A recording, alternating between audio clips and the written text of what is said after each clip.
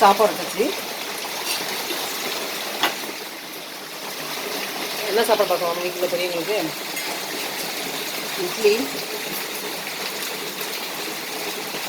கார சட்னி,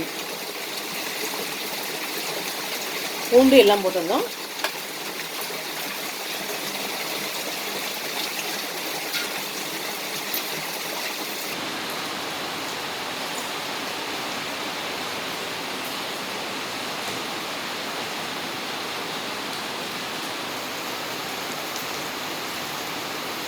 பப்பாளி மட்டும் வெட்டி கொண்டுறேன்.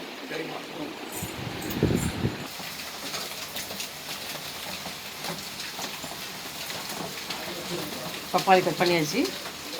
அவங்களுக்கு வந்து வயசு அதிகமாக இல்லை, அதனால் வந்து பப்பாளி சாப்பிட்றது ரொம்ப நல்லது, மலச்சிக்கல் வராது. அதுக்காக தான் டெய்லி வந்து சாப்பிட்றதுக்கப்புறம் சாப்பிடுவாங்க.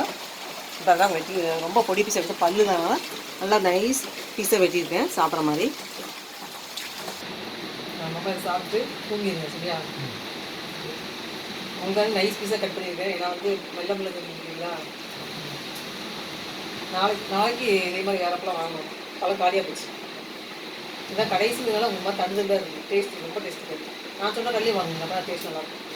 அது இருக்காதீங்க, வேண்டாம். நிற்கே ஆகலை